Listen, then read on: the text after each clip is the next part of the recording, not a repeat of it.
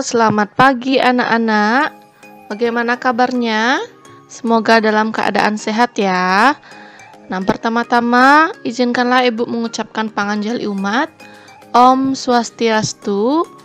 Bertemu kembali bersama Bu Puspa dalam pelajaran Pendidikan Agama Hindu dan Budi Pekerti di kelas 5. Nah, minggu lalu kita sudah belajar tentang Weda. Nah, hari ini Ibu akan menjelaskan kembali tentang kitab suci sebagai sumber hukum Hindu.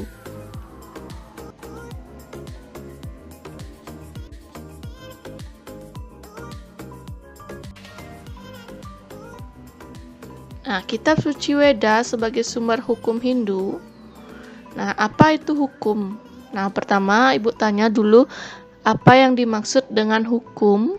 Jadi kalau anak-anak sekolah pernah merasakan dihukum, jadi kalau kalian mendengar kata hukuman biasanya dikaitkan dengan apa?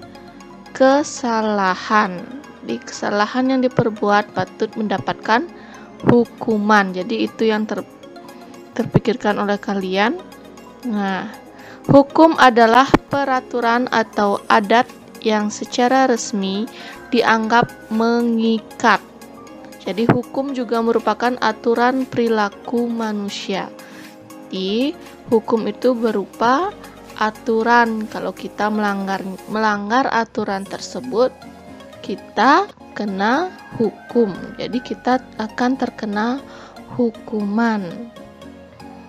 Nah, dalam kitab suci Weda, hukum ini selalu dikaitkan dengan hukum reta dan hukum dharma. Apa itu reta? Apa itu dharma? Nah, hukum reta bersifat kekal, tidak bisa dilihat tetapi bisa dirasakan. Jadi hukum reta itu hukum alam. Dia tidak bisa dilihat tetapi bisa dirasakan. Bagaimana maksudnya itu? Contohnya apa? Di hukum karma itu terkadang kita melihat orang kecelakaan, itu juga merupakan contoh hukum karma. Kemudian hukum dharma bisa dilihat dan bisa dirasakan. Nah, apa maksudnya itu? Bisa Ibu contohkan hukum dharma itu seperti atau contohnya norma-norma yang berlaku atau sudah dijelaskan di pasal-pasal itu.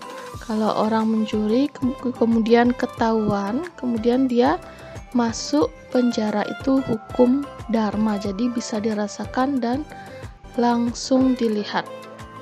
Bisa dipahami anak-anak? Baik, itu baru pengertian hukum ya. Nah, sekarang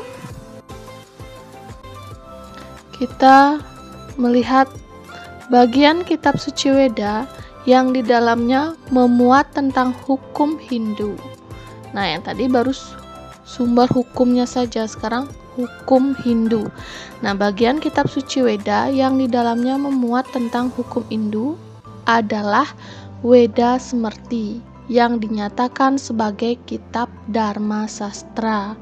Nah, apakah anak-anak apakah pernah mendengar kitab Dharma Sastra ini? Nah, Dharma Sastra sebagai hukum Hindu yang memuat banyak aturan-aturan dasar yang mempunyai fungsi mengatur dan menentukan sanksi bila perlu. Jadi di dalam Dharma Sastra ini terdapat banyak aturan-aturan dan sanksi-sanksi bila kalau kesalahannya keras bisa dikenakan sanksi, seperti itu ya. Itu Dharma Sastra. Nah, sumber hukum Hindu yaitu peraturan atau ketentuan yang mengatur tingkah laku manusia sebagai perorangan maupun kelompok agar tercipta suasana hidup yang serasi, berdaya guna, dan tertib. Jadi peraturan itu sangat penting. Jadi sumber hukum Hindu itu juga sangat penting ya. Kalau tidak ada hukuman, tidak ada peraturan, apa yang terjadi? Terjadilah perpecahan di mana-mana, bentrok di mana-mana, kemudian saling menyaingi, itu yang akan terjadi. Jadi hidup kita tidak akan harmonis. Nah, di sini Bu akan jelaskan Weda Sruti dan Weda Smriti adalah sumber hukum Hindu. Nah, yang pertama ada Manawa Dharma Sastra. Jadi kitab Manawa Dharma Sastra juga merupakan sumber hukum Hindu. Anak-anak pernah mendengar kitab Manawa Dharma Sastra ini? Nah, di bagian Manawa Dharma Sastra ini, nah ini Bu perlihatkan kitab Manawa Dharma Sastranya seperti niki, yaitu berasal dari Weda Smriti ya. Nah, isinya yang pertama Sruti adalah wahyu langsung yang diterima oleh para resi melalui pendengaran. Kemudian Smriti adalah kitab suci yang disusun berdasarkan atas ingatan para resi. Yang ketiga, Sila adalah tingkah laku yang baik bagi orang yang mendalami Weda. Di Sila itu tingkah laku ya. Kemudian Sadacara atau acara adalah peraturan adat istiadat dan tradisi setempat. Jadi mulai dari upacara atau tradisi-tradisi lainnya itu masuk ke sadacara atau acara ya. Kemudian yang kelima, Atmanastuti adalah puas atau senangnya pada diri sendiri. Jadi ada di dalam diri kita sendiri, itu terdapat di Atmanastuti.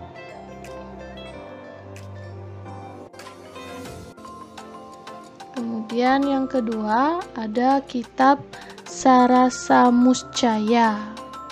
Di dalam kitab Sarasamuscaya menyebutkan bahwa sumber hukum Hindu dapat dipelajari melalui Itihasa dan Purana. Nah, minggu lalu Ibu sudah jelaskan dari mana dia datangnya Itihasa dan Purana. Silakan lihat di video atau materi sebelumnya.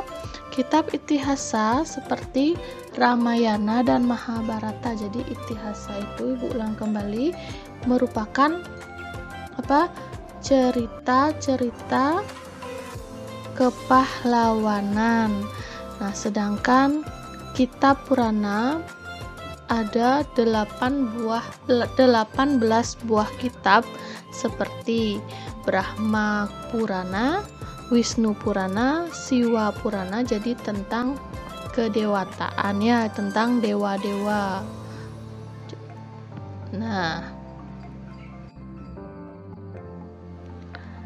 Nah, apa implementasi kitab suci Weda dalam Trisandil dan mantra Dainika Upasana? Jadi di dalam benak kalian harus melakukan Trisandil setiap hari, dan mantra Dainika Upasana itu mantra sehari-hari seperti sebelum makan, kemudian menggosok gigi, kemudian sebelum tidur ataupun mandi, itu Dainika Upasana. Sudah kalian pelajari di kelas 1. Nah, sekarang bagaimana implementasi di dalam kitab suci Weda? Nah, sebelum Ibu mau tanya, Trisandya itu apa artinya?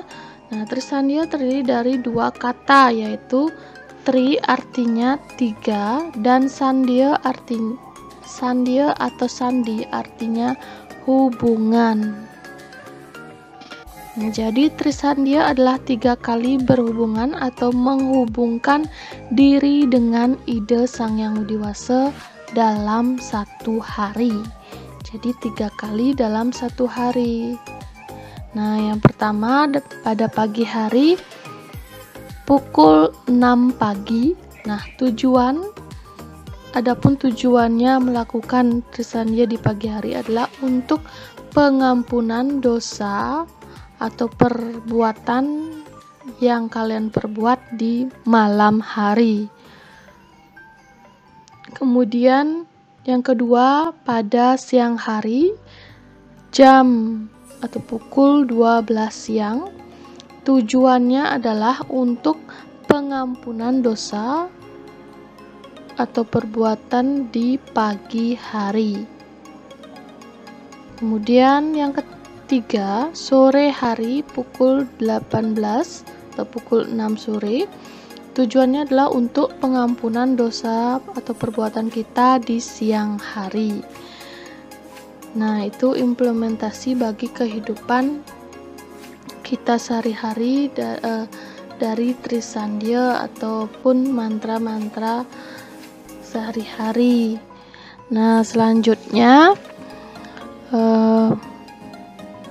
makna dari bait trisandia bisa kalian lihat nanti di buku yang akan ibu bagikan karena banyak sekali maknanya. Nah, sampai di sini saja dulu. Mohon materi ini dicatat di buku catatan dengan rapi, tidak perlu dikumpul. Ibu mohon materi ini kelanjutan dari materi Weda mohon disimak dengan baik dan dicatat dengan rapi. Itu saja yang bisa ibu sampaikan hari ini. Nah, ibu mohon materi ini bisa dicatat di buku catatan dengan rapi, tidak perlu dikumpul. Nah, untuk selebihnya kalian bisa baca di buku LKS yang akan ibu bagikan. Dan ibu mohon maaf apabila ada kesalahan. Akhir kata ibu tutup dengan Paramesanti. Om Santi Santi Santi Om.